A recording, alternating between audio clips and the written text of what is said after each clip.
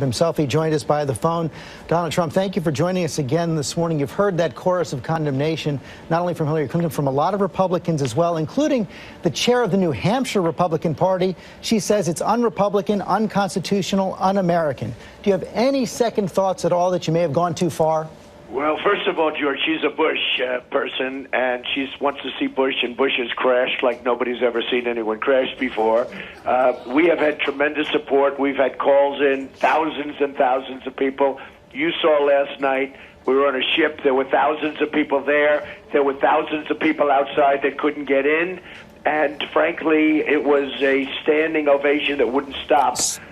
People, and you did polls. I mean, people went and interviewed the people that were at my speech last night, and they just want to see something happen. So no second thoughts. We had the World Trade Center. We had the pre-World Trade Center. Remember, a lot of people forget now. They tried to blow it up twice. We had so many other incidents, and we had now the last incident in California. Now it turns out that $28,000 was deposited into this punk's safe, account. Probably given by some people that we are fighting. Something has to be done. And if you look at what I'm saying... Well, let me stop you right there. Excuse me for a second. Let me just stop you right there. Tell us how it's going to work if you indeed are going to get this done.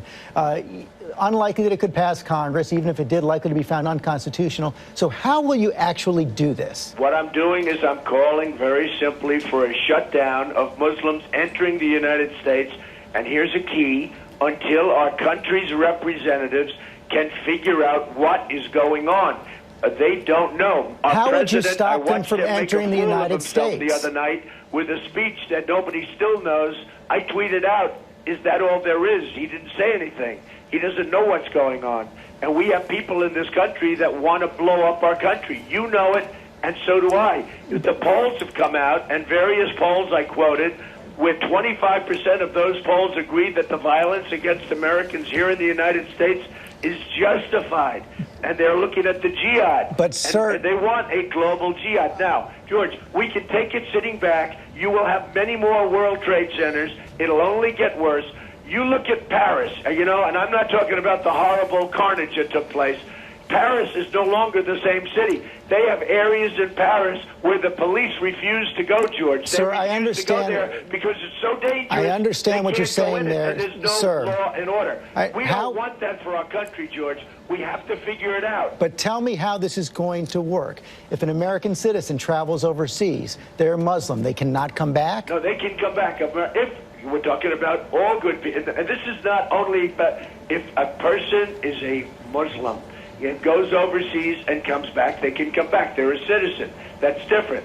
But we have to figure things out. We didn't know. Look at this case of the bombing and the killing, the carnage, where he had bombs all over his apartment, and people knew it, and they didn't want to call the police. They knew there was a problem because they didn't want to racially profile him. Now, I actually don't believe that. I think these people knew what was going on. I think they're using that as an excuse. They didn't want to racially... Did you ever hear of anything so stupid? They didn't want to call the police because they didn't want to be calling them. They didn't want to racially profile. Look, George, we have problems in this country. We have people that want to blow up our buildings, our cities, and we have to figure out what's going on.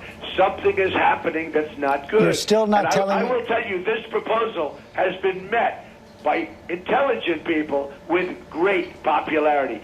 Now, George, let me just finish off by saying it is a period of time. It's until our country's representatives can figure out what the hell is going on. Well, the question is, how would they figure out what was going on, and how would you know that people are Muslims that are coming into the country? And that is, it's not on any passport in the world. And you say you have a lot of support.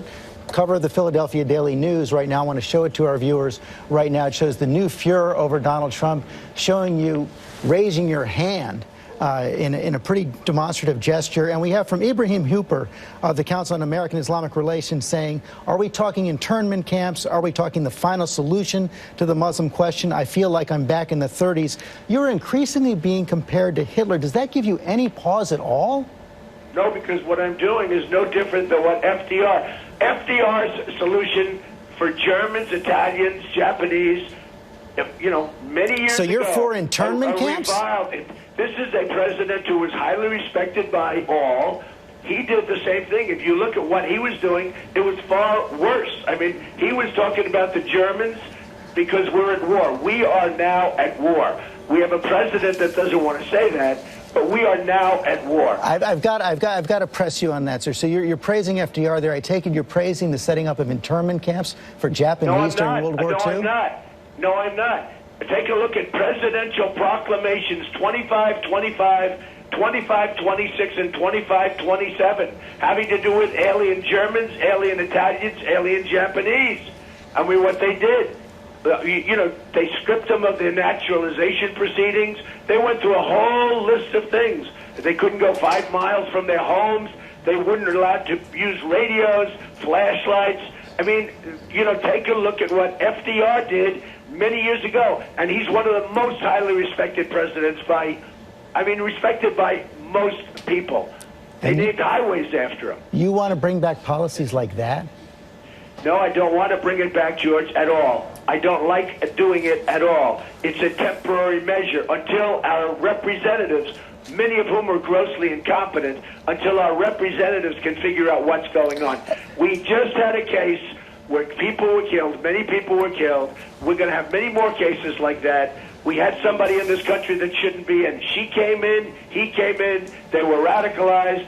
They were looking at doing something. Miraculously, yesterday they found $28,000 just put into his account. Just put into his account. He was paid a lot of money. Just put it. Where did that money come from, George? I'll bet you'll be surprised to find out where. Sir, there are many, many other people like him in this country right now. More than 25% of the world are Muslims.